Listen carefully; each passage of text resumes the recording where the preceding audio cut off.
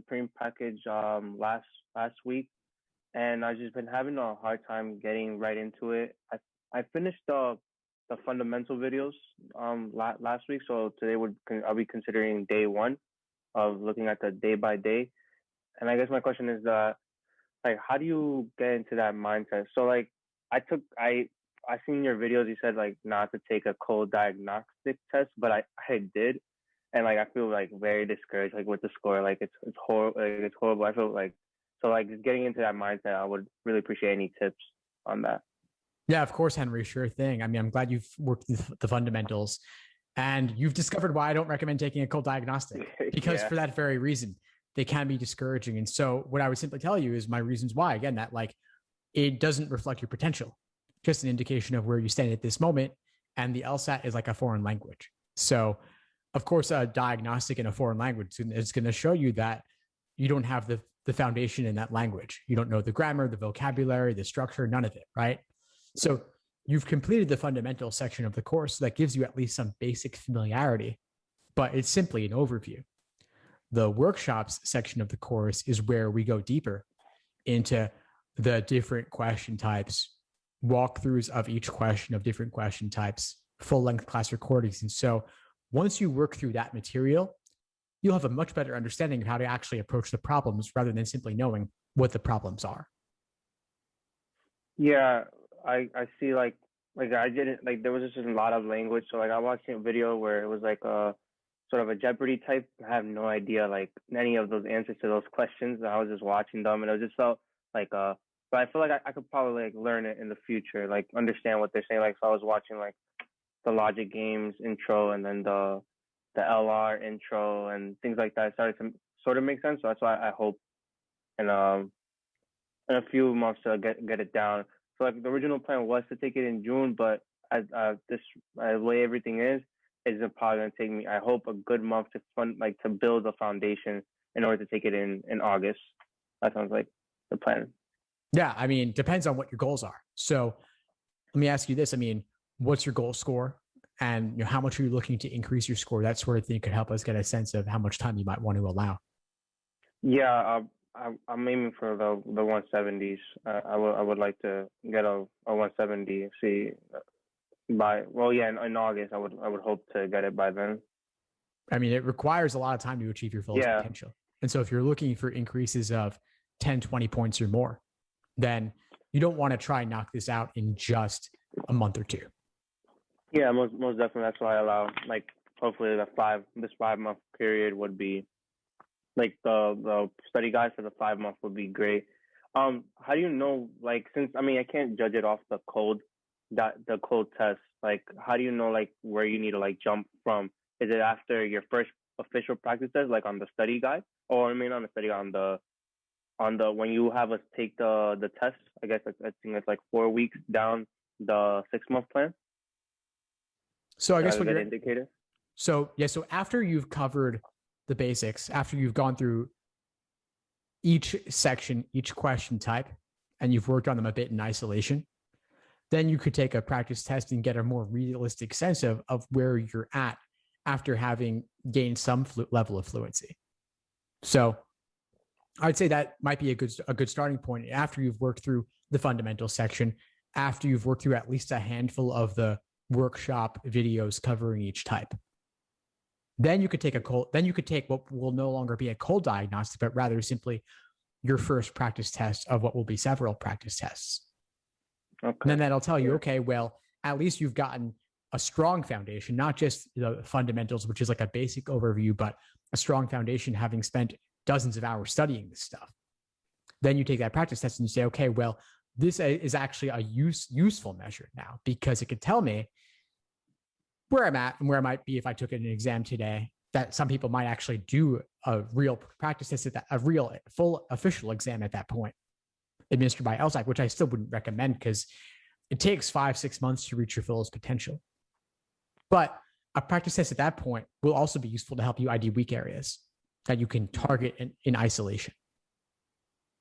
Yeah, most definitely. That's what. Like again, like that. I'm just waiting for. Let's see where when I officially take a full test, like with having all the knowledge of of all the sections. Also, since August is, that's also a little bit hesitant to want to take it in August because they're gonna go back to the 4 sections, like the original one. It doesn't impact any of the way that the study guide is set up, correct? No, it doesn't change anything. The only thing it changes is that you're gonna want to include that extra 4th section, unscored experimental, that you're not going to know the position of.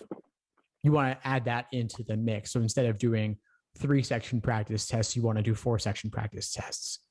And you want that to add that extra section, any of games, reasoning, reading comp, and any position. Could be 1st, 2nd, 3rd, or 4th. You want to also include a break between sections 2 and 3. And you want to give it your full effort because on test day, you're not going to know. So what you could do is you could take another exam. Let's say you want to take exam number 80, cut it into 4 parts, and insert each of those 4 parts into tests 81, 82, 83, 84. And then later you could tally your results for what 80 might have been had you taken it separately. Okay, and then see what would be the difference between just time, just to push yourself to do more in the time, because instead of the 3 sections, it will be the 4 sections. Let's see. I have one more question. 1 second.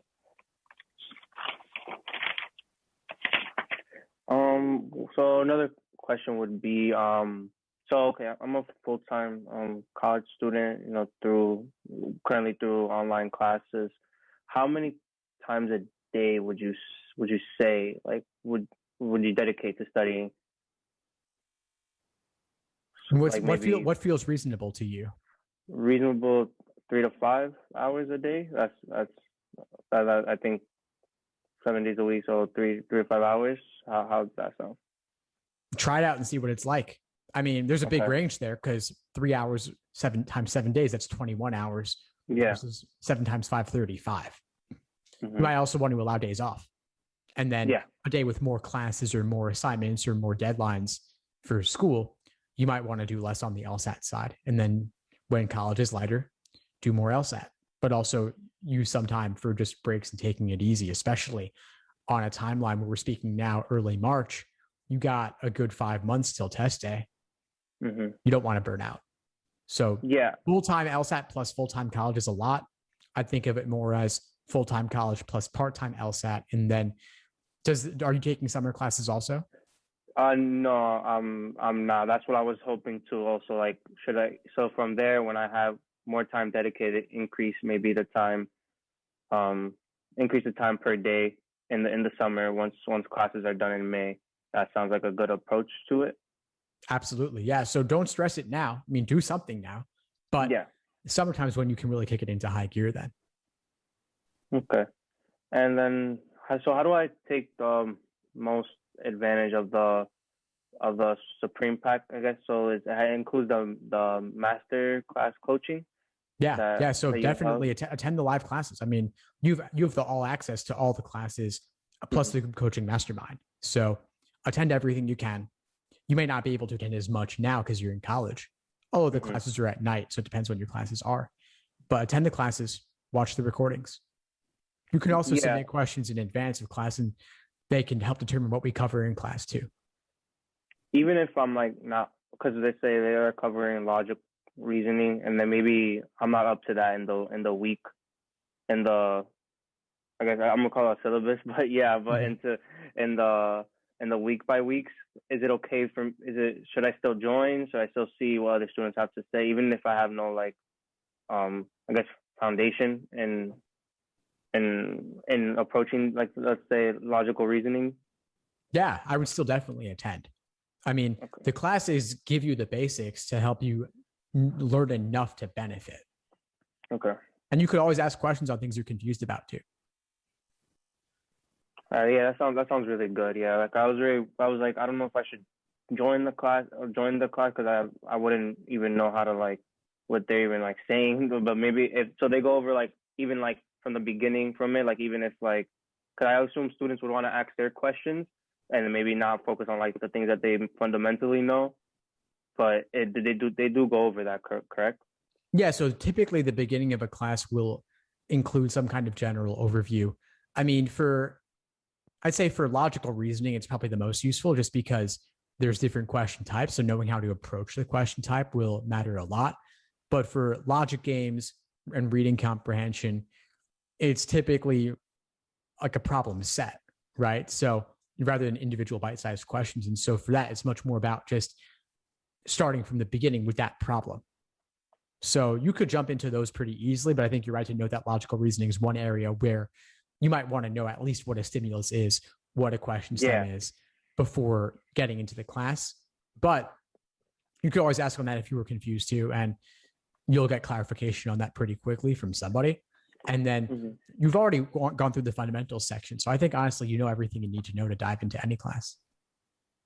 Yeah, I feel like the word stimulus, I kind of like I know what it is, sort of. I haven't gotten to like a real question like on my own, but like just from that video, like I'm like, okay, these are some familiar words to me, so trying to feel really good.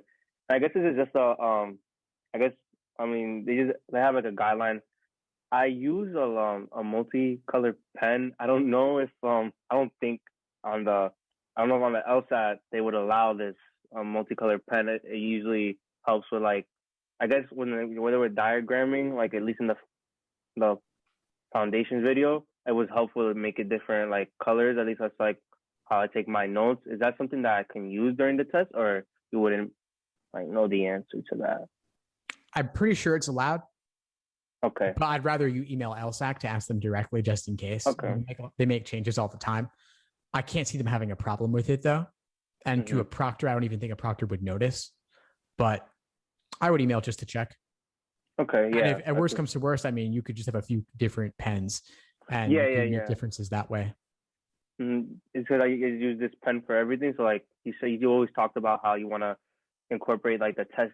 Well, for the one the test is actually you when the test happens, you want to incorporate the same exact as much as possible like a test day situation, so environment. So that's why if I use the same pen, if I use the same environment. So that's what I'm trying to like get from at least from the videos I see on your Instagram and on exactly. So no, you're right. That's the mindset behind that question. That would apply to anything really. So yeah, let's say hypothetically you email LSAC and they say no. At least you've now got 5 months to find a different way of doing things and get used to that way. And alternatively, if they say, yes, it's fine, fantastic, then keep doing it. Yeah, most definitely. And then also like save their response in case, like, let's say the test day proctor gives you trouble about something. You could say, hey, like, do you mind if I show you LSAC's email to me? Because they said it was fine. And I don't think they'll have an issue with pens. I'm just speaking more generally in case there was something else like that comes up over the next several months. And then, so I know, obviously the 3 greatest sections are like the most important, but is the essay by any chance, like, is that something that you review? Or is it like lightly, like the essay at the end of the exam? I think so the writing sample. Yes. So the writing sample. Yes. The LSAT writing sample is, you're right. It's not as important as the scored sections, but law schools can look at it and they sometimes do. I have a couple of workshops in the course on the writing sample specifically. So check them out later. I wouldn't worry for now though. Focus on the scored stuff that matters the most. And most definitely. When you're done, I mean, let's say you take the LSAT in mid-August. After you're done with it, take a day or two to take it easy because you deserve it. And then you could watch the writing sample workshops and then knock that out too. It's really not that big a deal though.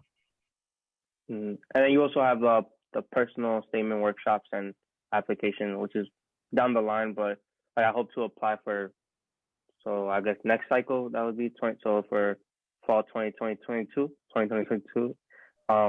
you have those online on your website and also, correct? So we've got a whole section of the course just on admissions, and we've got admission sessions every week as well on Wednesday nights. We've got things covering admissions. We have application essay workshops. We have walkthroughs. This week we have something on the diversity statement. We've got a lot of questions on that. How is it different from the personal statement and who should write one, that sort of thing. The answer, by the way, is that everybody should write one and find a way to talk about what diversity they bring. So I definitely suggest attending that and anything else. But of course, if the LSAT's your focus, that's fine. I mean, you can catch the recordings on admissions later. All right. I think that's all. Is there any questions for me moving forward? I would just ask you, come to the classes. That's my question for you. Yeah. Please go is to come to the class. Can you come to the classes? Come to the classes, make full use of them as you're able. I get that you're busy with college too, though. So I wouldn't expect you to attend every single one, but attend, and don't be shy to attend if you haven't covered something as much as you might have liked to yet, because the class is the way for you to cover it more. Yeah, most definitely. I'll try to attend I'll try to attend once a week. I'll try as many as possible. Those are a good rule of thumb. So yeah, as many as possible. At least once a week, just to keep you engaged and keep this as something that's an active part of your life. And then don't stress anything, because you can always catch the recordings of everything you miss. All right. Thank you very much. Of course, Henry. I'm glad we connected. Keep in touch, and I'll see you in class soon. All right. Thank you. Thanks for tuning into the show. Please subscribe if you haven't done so already to be notified of new episodes as I release them. And feel free to reach out if you need anything at all as you move forward with your prep. I'm happy to help however I can. In the meantime, I'll wish you all the best and take care.